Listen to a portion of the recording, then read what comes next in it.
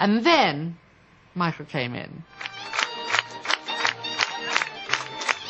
And then, as always, we were transfixed. We were fascinated to watch him. He sat down for most of the ceremony because he was on crutches. He'd hurt his foot. The crutches, I think, were also, white to match the white skull cap he wore. And he was very quiet. And I think did recognize it was Uri and Hannah's day. Among the stars at the wedding was singer Patti Boulay. When we met at the wedding, at Uri Geller's wedding, that was the first time Michael began to tease me about looking like Diana Ross. He'll turn around, look at me in that naughty way. He'd go, "Ain't no mountain high enough." Michael. he would laugh and giggle, you know. And he said, "Patti, you look just like that. There must be a throwback. She must come from your family." I said, "I don't think so." I don't think so at all. There was kind of this energy, and it's Michael's energy, nobody else. The only person I've come across with that kind of effect is the Pope, really, on people. Just before I was lifted up on the chair, because that's another custom tradition, he just hugged me. And you know what? You know, that hug, which, I don't know, lasted for just,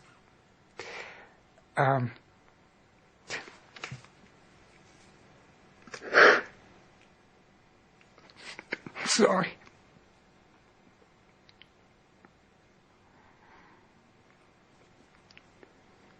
That hug was just a few seconds, but it was real love and unconditional. It's just so hard for me to believe that he's gone. And I haven't spoken to him for a long time, but still there is that connection. And I comfort myself today, just weeks after his death, that he's there. He's up there.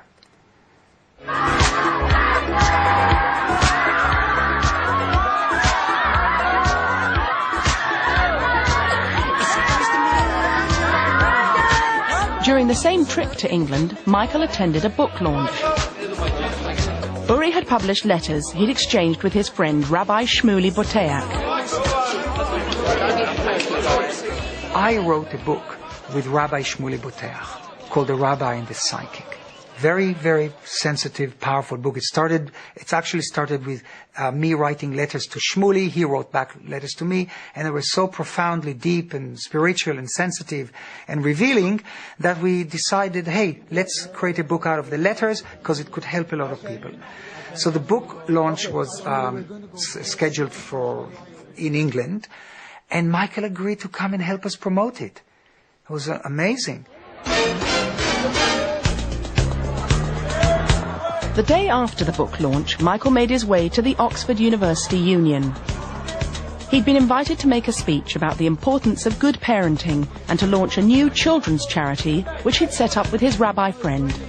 There was this huge, massive anticipation waiting for Michael Jackson to come. You know, I bet with you that most of the kids there did not believe that Michael will come. This was not true. And it was a rainy evening, and you know that there is space in the hall for maybe, 300 people, maybe 400, I don't remember. My goodness, there were hundreds and hundreds of students lined up outside the auditorium, the hall. And when we arrived, it was... some were clapping hands, some were shouting, some were running to take pictures. Michael had decided to speak about his childhood in his speech and to refer to his own difficult relationship with his father. Author Jonathan Margolis had been with Michael as he travelled to Oxford from London. He decided he wanted to call his dad on the phone. And he asked me if I had a phone, which I had. He asked one of his many people in the minibus who had his dad's number in Las Vegas. I think he lived in Las Vegas.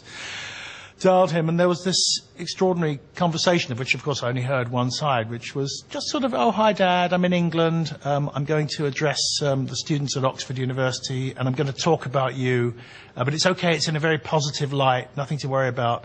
And the father said something, and he listened, and he finally said, "Dad, I love you," and then handed me the phone back.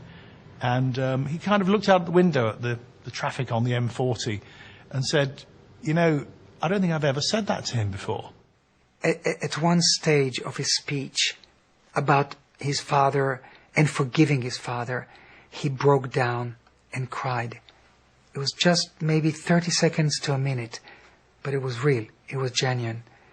And Michael didn't cry in kind of public places, unless I'm wrong, but it was very, very emotional. And I think all the students were with him. There was silence. We all know that his father was a very strong man who wanted Michael to be a superstar.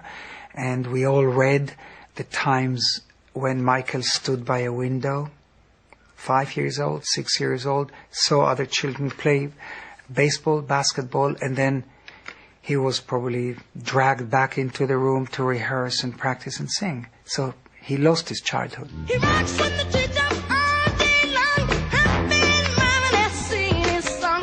I do the babies on Jaybird Street. Let me around and go tweet, tweet, tweet. Rock your robin, oh, rock, rock, rock your robin. Friends say it was his attempts to recapture his lost childhood that led to an obsession with Peter Pan. Hey! Theatre director Trevor Nunn met Michael in the 80s when he was seeking his advice about staging a new tour. When I was talking about the kind of staging that I'd done in a show called Starlight Express, he said, that's so much the kind of thing I want to do. I want to do something different. I want to be able to fly over the audience. And I said, that's not a problem. I was kind of bantering, I suppose. No, there's no difficulty. I had people flying over the audience when I did Peter Pan. And it was like I had pressed a button that would give him an electric shock. Everything changed. He sat bolt upright. He grabbed the arms of the chair. He said, "You did Peter Pan?" I said, yeah, I directed it in London. Oh my God, you directed Peter Pan. And the excitement was just overwhelming. He jumped up, he walked around the room, he kept repeating, "Peter Pan, oh my God, Peter Pan." And then I explained to him that we had done the show in London using adult actors to play the children. And that took it one stage further, because suddenly he was like with eyes brimful with tears, and he came across the room and he knelt down in front of me and he grabbed my knees and he said, "Could I play Peter Pan? Is it too late for me to play Peter Pan?" It was just the two of us in this huge room. And I've since wondered, well, how often could he reveal that childlike part of himself? And the discussion about Peter Pan not only released it, but I think it showed me that it was not so much a part that he wanted to play, it was the person he wanted to be. Uri would discover Michael's childlike qualities as their friendship grew stronger. A second visit to Uri in Britain was already being planned, to include a midnight shopping trip to Harrods and a private tour of Parliament. He sat down, and I said to him, "Hey, Michael, you can't sit here. Only elected people can sit in the House of Commons." He looked very bemused.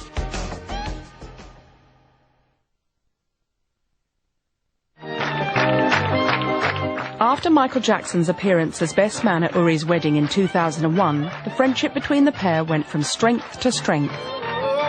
They would often talk on the phone. On more than one occasion, they discussed a proposal put forward by an American space enthusiast. I got an email